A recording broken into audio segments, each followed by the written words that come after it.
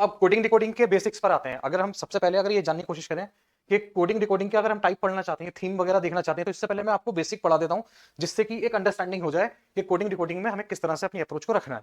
तो बेसिक्स के अंदर क्या है, देखो कोडिंग डिकोडिंग के अंदर देखो ये तो सबको याद ही होता है ए से लेके जेड तक। तो मैंने पहले क्या करा, ए से स्टार्ट करके ये एम तक लिख दिया। यानी कि एम तक ही क्यों लिखा, क्योंकि ये इसका क्या है, सेंटर है। अगर 26 हमारे लेटर होते हैं, इनको 2 से डिवाइड करोगे तो ये 13 आ जाएगा, ठीक है। फिर एम को यहाँ लेने के बाद में फिर एन यहीं से स्टार्ट कर दिया, फिर एन से लेके जेड तक यहां तक लिख दिया, ओके। इसके ऊपर इनकी नंबरिंग कर दी, जो इनकी पोजीशन है 1 से लेके 26 तक। इसी तरह से हमने ये नंबरिंग कर दी। इसके बाद अब यहां से जो चीज देखनी है वो क्या है, जो बहुत ज्यादा इंपॉर्टेंट है, हमें सबसे पहले अपोजिट लेटर को समझना है। देखो अपोजिट लेटर क्या आपका, देखो हमेशा एक चीज याद रखनी है आपको, अपोजिट लेटर का हमेशा सम जो होगा 27 होगा।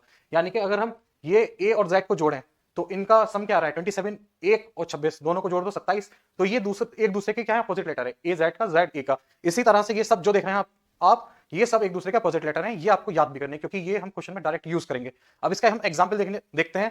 देखो मैंने ये बात बता दी, इसका समझोगा हमेशा 27 होगा। एक एग्जांपल देखते हैं। देखो एच एच कहां है आपका, ये रहा, और ये एस रहा। अगर इन दोनों को हम जोड़ रहे हैं चेक करने के लिए कि अपोजिट लेटर है या नहीं है, तो दोनों का जो सम है, अब एच की पोजीशन कितनी होती है हमारी 8 और एस की 9, अब दोनों को जोड़ो 27 आ गया। यानी कि ये क्या है, अपोजिट लेटर है एक दूसरे के। इसी तरह से एम और एन भी हमारे क्या है, अपोजिट लेटर है। ये इसका 13 होता है और इसका 14 होता है। जब दोनों को जोड़ोगे तो ये 27 आ जाएगा।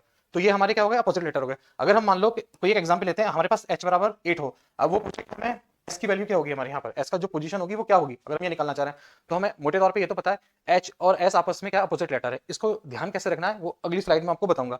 तो यहाँ पे क्या करेंगे हम, इसकी अगर हमें वैल्यू निकालनी है, इसकी पोजीशन निकालनी है, तो क्या करेंगे 27 में से 8 सब्ट्रैक्ट कर दो, ये 19 आ जाएगा आपका। और ये किसकी पोजीशन है, हमारी एस की। तो ये इसका क्या हो गया, एच जो है एस का अपोजिट लेटर हो गया।